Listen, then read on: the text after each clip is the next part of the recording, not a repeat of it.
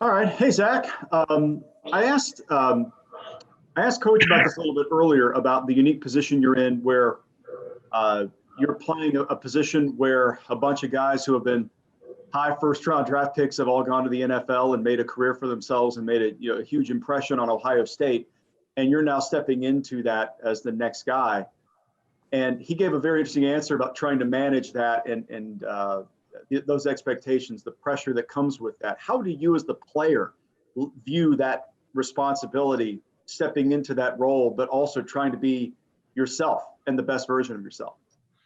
I mean, yeah, those guys who came before me, they're a bunch of great players, and like you said, there's a lot of expectations for me to do, so and so numbers and so and so, and honestly, I don't really try to think about that every day of practice. I try to go out, get better, work on my technique, and also it's not just one person coming up next year. There's a whole unit of guys who got something to prove. So we're all gonna come out in the first game. We're just gonna show what we've been working on. Next up, Bill Rabinowitz with the Columbus Dispatch and Stephen Means on deck. Bill? Hi, Zach. How much of an honor was it to be named to that Big Ten anti-hate, anti-racism coalition, and what was involved with that? How important is that to you? That's huge. That's huge. That's something that's really important to me. Not just being more than a football player. I want to make a change. I want to do something with this platform, and that gave me the opportunity to do so. We've got together a few times, and we just basically talked about things that we can do better in each individual campus and stuff like that to really keep the ball rolling on these kind of issues. Were you surprised that it's only a sophomore that you were named to something like that?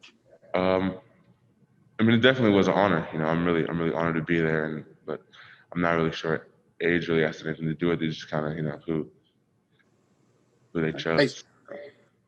Thanks, Zach. Yep. Next up, Stephen Means with Cleveland.com and Tony Gerben on deck. Stephen?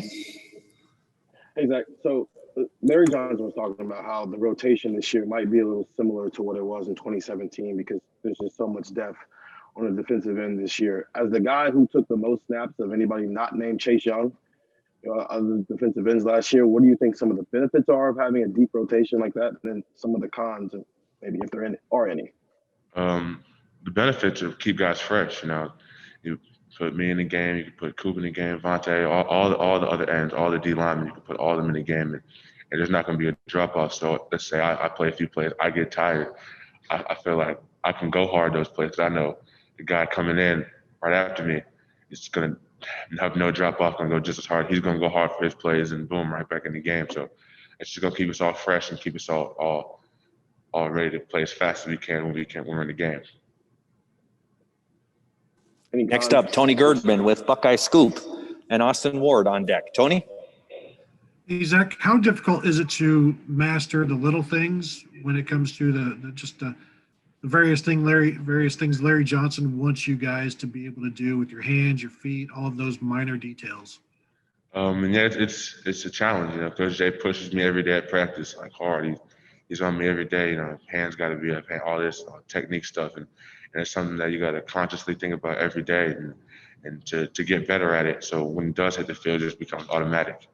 So just hard work and him staying on me and me focusing on it. That's what basically did it right there. Next up, Austin Ward, Letterman Row, and Nathan Baird on deck. Austin? Zach, when you look back at your freshman season, we all know how high the expectations are for somebody with your recruiting rankings, but it's still a different thing to try and produce as a freshman. When you look at it now, did you exceed what you expected for yourself? Did it surprise you at all, or how do you look at evaluate year one? I did a lot of good things my freshman year. I started a few games, had a few sacks, a few tackles, but there's always room to improve, and that's something. Looking back on the tape from last year, it's like there's so many things I could have done better, and that's what I'm focusing on most of this year is to really improve on the things that last year were not as strong on my game. Next up, Nathan Baird with Cleveland.com and Bill Landis on deck. Nathan? Hey, Zach, considering the expectations and how much the expectations you have for yourself to be better this year. What were you doing during that kind of long, protracted time where you couldn't practice as a team? What were you doing individually to try to help yourself have the kind of sophomore jump that you want to have? You know, I was just working out where I could, trying to find a field and get some field work, just doing the drills that, you know, Coach Jay had taught us in my freshman year, and do some of those drills on my own just to try and, you know, work on my craft, because I know it was hard. There's not a lot of, no team activities, and you weren't with the guys, and there wasn't really any structure or coaches, so you had to kind of push yourself. And I feel like that's something that I did. I just try to work on my craft outside of the building. Where'd you find a field? You're talking about, just when you say a field, you mean like at a school, or are you talking about like a pasture?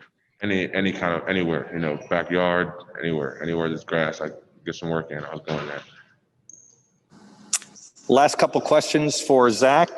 First, Bill Landis with The Athletic, and Patrick Murphy on deck. Bill? Zach, when you look back at last year, some of the things you were just talking about to improve, what are one or two things maybe that are front of mind for you that you'd like to improve on this year? My pass rush is one of the big ones, and really just my consistency in my play, you know, not having ups and downs and just constantly playing at a high level. What specifically with the pass rush? I know there's a lot that goes into that, and we know you're an explosive guy. You're obviously really long. Mm-hmm. What are some of like the finer points, I guess, of the pass rush that you're focusing on? Like I said, honestly, all of it, just got to get my hands, feet, and hips. Those are the key things of a pass rusher. I got to get really sharp in all those skills.